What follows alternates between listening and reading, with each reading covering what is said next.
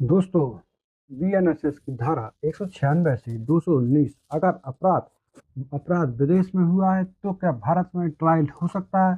अगर जज या कलेक्टर पर केस दर्ज करना हो तो क्या सीधे एफआईआर कर देंगे? अगर व्हाट्सएप से धोखाधड़ी की गई है और पैसा दूसरे राज्य में निकला है तो केस कहाँ चलेगा? हम इन सब बातों पर आज प्रकाश डालेंगे, क्योंकि बीएनएसएस की धारा 196 से 219 वो हिस्सा है जो एग्जाम में ट्रिकी एमसीक्यू बनकर आता है, और प्रैक्टिस में गलत समझ लिया तो पूरा केस गलत कोर्ट में चला जाएगा।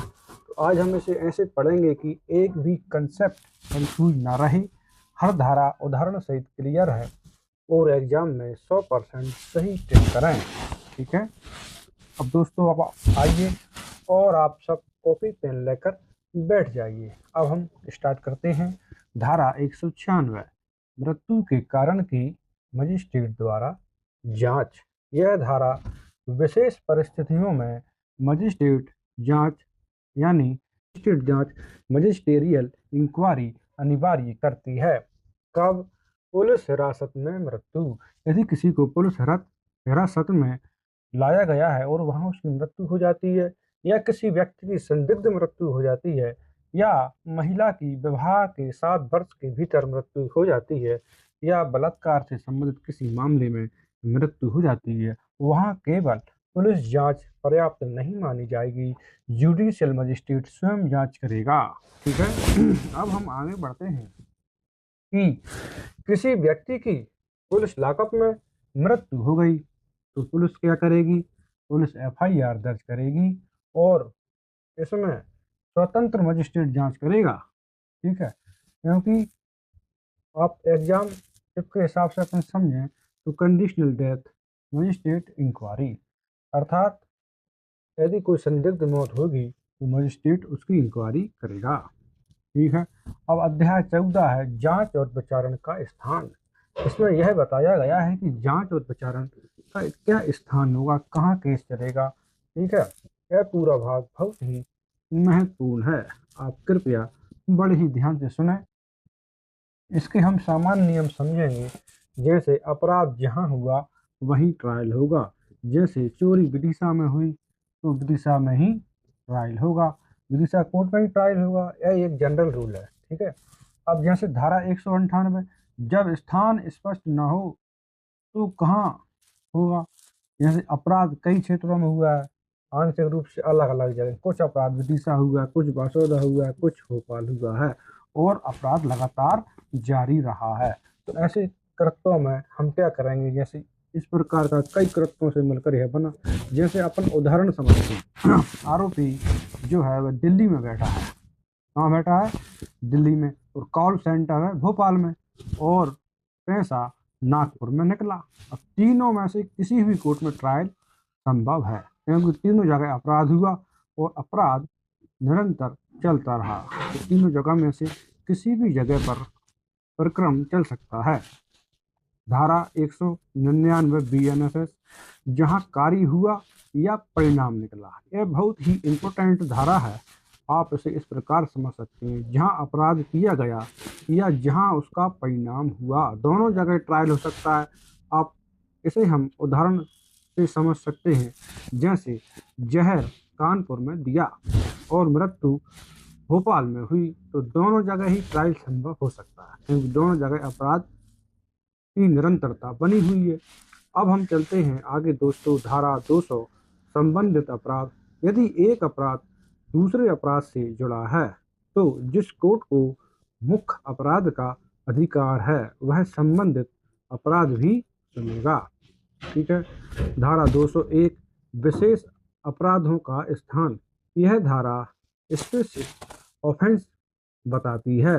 जैसे अपहरण, यदि किसी व्यक्ति का अपहरण हो गया है तो क्या होगा? तो जहाँ व्यक्ति ले जाया गया। और दूसरे नंबर पे है चोरी। चोरी कहाँ हुई? जहाँ चोरी हुई या जहाँ चोरी का संपत्ति मिली। ठीक है। अब है धोखाधड़ी, जहाँ धोखाधड़ी से संपत्ति प्राप्त हुई। ठीक है। धारा 202, इलेक्ट्रॉनिक अपराध। अब हम इस समय जो है साइबर युक्ति धारा में आ रहे हैं।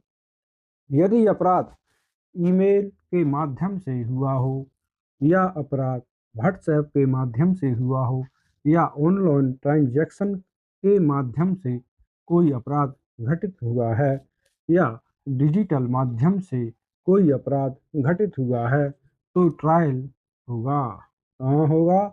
जहाँ से संदेश भेजा गया वहाँ ट्रायल होगा, या जहाँ प्राप्त हुआ या जहाँ परिणाम हुआ।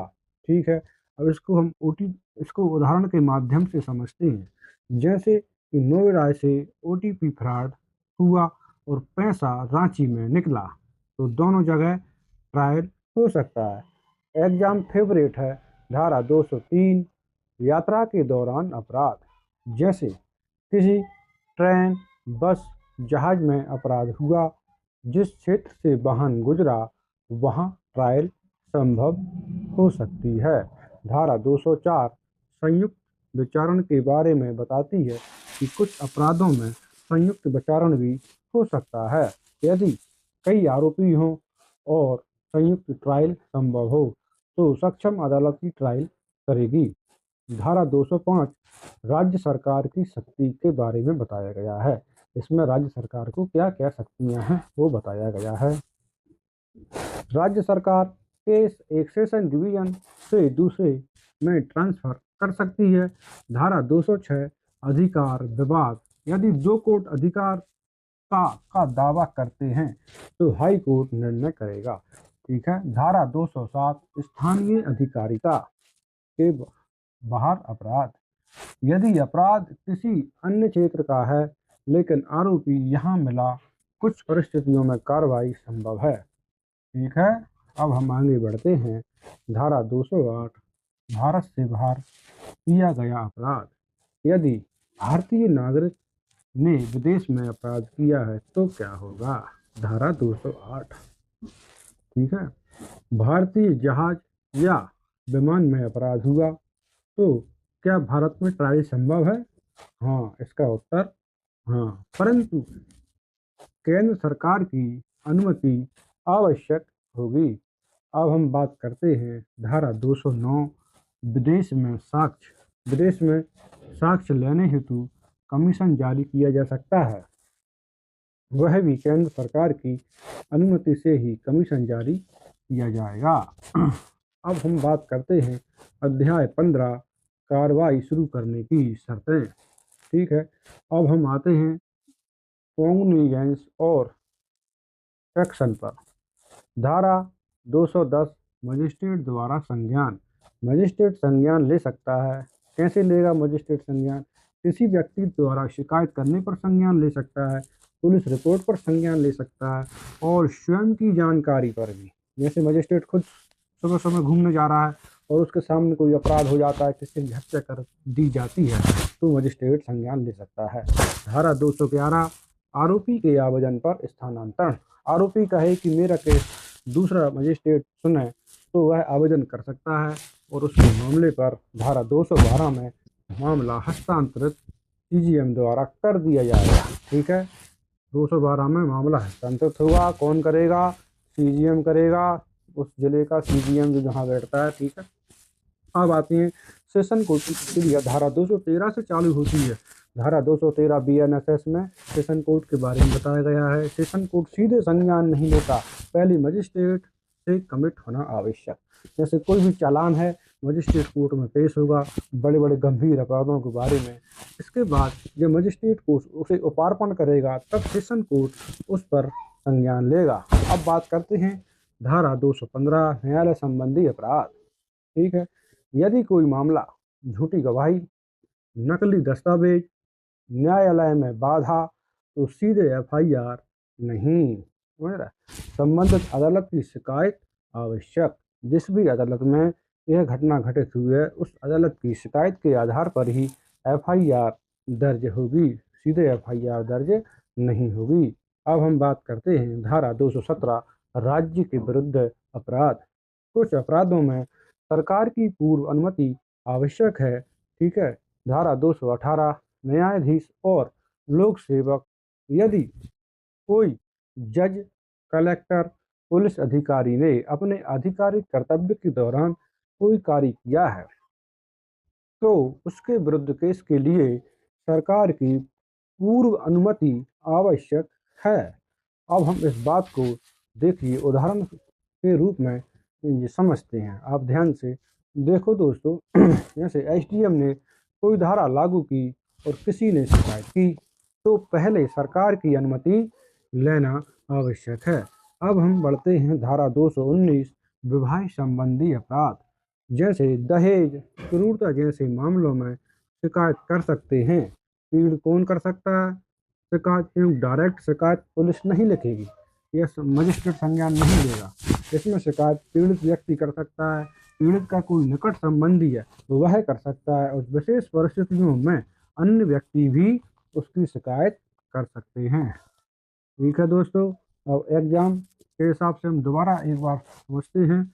ठीक है, 196, 197 और 198, 199 से लेकर 219 तक जो हमने धाराएं समझी हैं वह अत्यंत महत्वपूर्ण है।